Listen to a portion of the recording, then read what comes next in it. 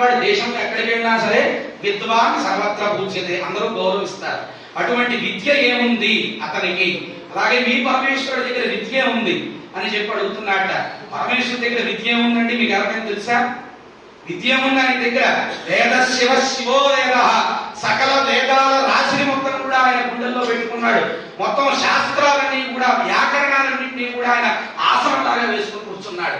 ఇన్ని విద్యలు ఉన్నాయా, ఇంకేం కావాలి అని చెప్పాడు కదా. సరే, బాంధవా కులమిచ్చంతి పృష్టాన్న ఇతరే జనా, బంధువులందరూ కూడా మీ కులం ఏమిటి అని చెప్పి అడుగుతున్నారు అన్నట్టు. వెంటనే కూడా చెప్పారట, మా కులము సాక్షాత్తు ఆ యొక్క కైలాస పర్వతం ఆయన, మాకు కులాలు అటువంటివి ఏమి లేవు. ఎందుకంటే పెళ్లి అన్న వెంటనే మన పెద్దవాళ్ళందరూ కూడా పూర్వం అటేడు తరాలు ఇటేడు తరాలు అన్ని కూడా చూడమనేవారు. ఎందుకు ఇవి చూడమనేవారు? చాదస్తమా అంటే కాదండి, దానికి చాలా రహస్యం ఉంది. ఏమిటి అంటే అటేడు తరాల్లో ఇటేడు తరాలు వాళ్ళకి ఏమైనా రోగాలు ఉన్నా, ఇలా అనేక ఇబ్బందులు ఏమన్నా ఉన్నా సరే వీళ్ళకి పుట్టబోయేటువంటి పిల్లలకి రాకుండా ఉంటాయని చెప్పి మనకి పెద్దలు అడిగేవారు. పృష్టాన్న ఇతరే జనా, సాధారణంగా పెళ్లి అనగానే మనందరికి ఏం గుర్తొస్తుందండి?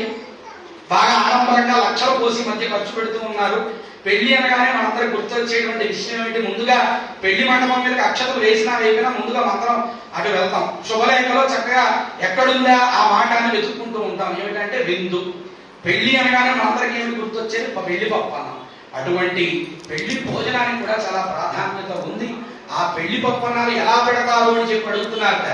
మా యొక్క శివుడి వివాహంలో సాక్షాత్తు అగ్నిదేవుడే అక్కడ వండుతాడు, వరుణుడు మంచినీటిని అందిస్తాడు. ఇలా అందరి దేవతలు కూడా వచ్చి పని చేస్తారయ్యా, మీకు ఇబ్బంది ఏం లేదు అని చెప్పారు. అసలు పెళ్ళైనా సరే ఏదైనా ఒక కార్యక్రమం అయితే భోజనాలు ఎందుకు పెట్టాలి అంటే మనకు ఉందని మనం చాటి చెప్పుకోవడం కాదండి. ఒక మనిషికి మనం ఏది ఇచ్చినా సరే అతను వద్దు అంటాడు, ఇంకా ఇవ్వండి అంటారు, డబ్బులు కావచ్చు, బంగారం. ఒక భోజనం పెడితే మాత్రం చాలు అంటాడు తృప్తిగా.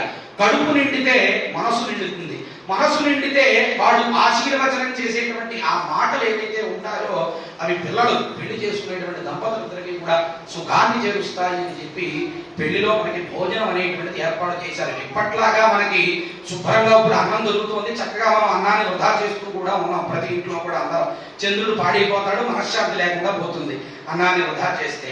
అటువంటి ఆ యొక్క అన్నం పూర్వపు రోజుల్లో అందరికీ సమృద్ధిగా దొరికేది కాదండి. కొర్రలు, సజ్జలు, రాగులు ఇవన్నీ ఎక్కువగా దొరికేవి. కానీ పెళ్లి సమయంలో అప్పు చేసైనా సరే వాళ్ళందరూ కూడా బియ్యాన్ని కొని వాళ్ళందరూ అందరికీ కూడా బంధువులందరికీ అన్నాన్ని పెట్టేటువంటి వారు. దీని పేరే మా తాతయ్య గారు ఎక్కువగా చెప్తూ ఉండేవారు, స్వామి బువ్వ అనేటువంటి వారు ఆ పేరు. అటువంటి పెళ్లి భోజనానికి కూడా అంత ప్రాముఖ్యత ఉంది.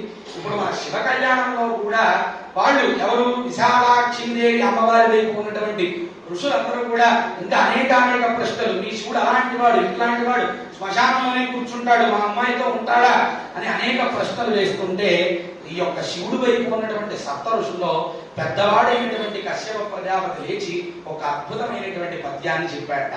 ఆ పద్యం ఇప్పుడు చెప్పడం జరుగుతుంది. అందరూ కూడా నమస్కారం చేసుకోండి.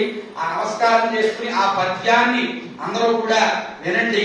ఆ పద్యం ఏమిటి అంటే శివుడు ఏమిటి, అసలు శివాకారం ఏమిటి, శివుల్లో ఎవరున్నారు, అసలు శివుడు ఏమిటి అనేటువంటి అర్థం మొత్తం కూడా ఈ పద్యంలో మనకు తెలుసు. నమస్కారం చేసుకుని అందరూ కూడా పద్యాన్ని వినండి.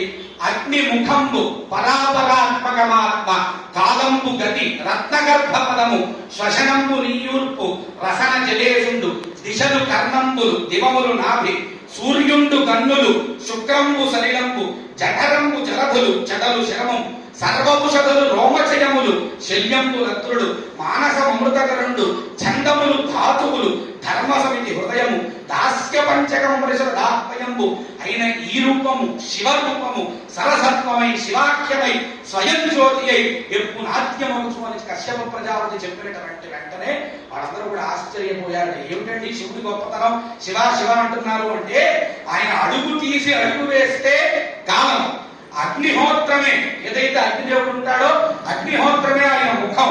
జీవాత్మ పరమాత్మ మొత్తం కూడా పరమేశ్వరుడే. ఈశ్వరుడి నడక ఏదైతే ఉందో యావత్ భూమండలం. అలాగే ఈ దిక్కులు మాత్రం కూడా శివుడి యొక్క నాలుగుట.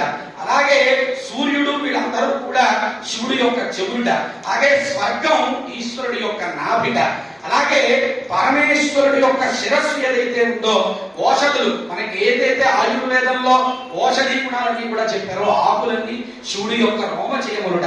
అలాగే స్వామి యొక్క మనస్సు, ఇందాక చెప్పాం వేదాలన్నీ ఎక్కడ ఉన్నాయండి అంటే శివుడి యొక్క హృదయంలో ఉన్నాయి. వేదాలన్నీ కూడా పరమేశ్వరుడి యొక్క హృదయంలో ఉన్నాయి. ధర్మశాస్త్రాలు ఏవైతే ధర్మం ధర్మం అని రోజు అందరూ కూడా శివుడి గురించి విష్ణువు గురించి కొట్టుకుంటూ ఉంటారో అటువంటి ధర్మశాస్త్రాలన్నీ చక్కగా స్వామి హృదయంలో పెట్టుకున్నాడు. ఉపనిషత్తులు ఎక్కడున్నాయి? స్వామి ముఖంలో ఉన్నాయి. ఉపనిషత్తులు ఎవరేంటి అంటే పార్వతీదేవి. అటువంటి ఉపనిషత్తులన్నీ చక్కగా ముఖంలో ఉన్నాయి. ఆయన యొక్క రూపమే ఒక పర్వతం, కైలాస పర్వతం ఆయన రూపం. ఆయన స్వయం ప్రకాశి. శివ అనేటువంటి నామం పరంజ్యోతిగా ఉంటుంది అని కశ్యప ప్రజాపతి చెప్పిన వెంటనే ఈ హిమవత్ పర్వరాజు వీళ్ళందరూ కూడా వచ్చి, అయ్యా నమస్కారం ఆయన, మా విశాలాక్షి దేవిని మీకు ఇచ్చి పెళ్లి చేస్తాం, ఇంకొద్దు, ఇంతకన్నా పద్యాలు వద్దు మాకు, ఈ పద్యాలు వింటే ఇక్కడ ఉన్న వాళ్ళకి కొంతమంది కూడా నిద్ర వచ్చేటట్టుంది, ఇంకా చాలు అని చెప్పి వివాహం చేస్తామని చెప్పి వివాహ తంతుని మొదలుపెట్టి చక్కగా అందరికీ తాంబూలాలు ఇచ్చారు.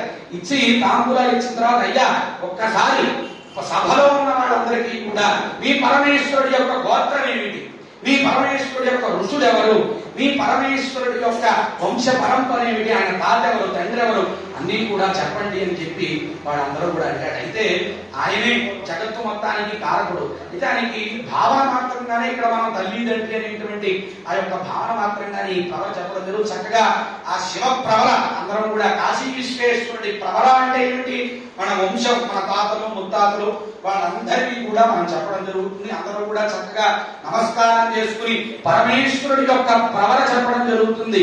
అందరూ కూడా వినండి.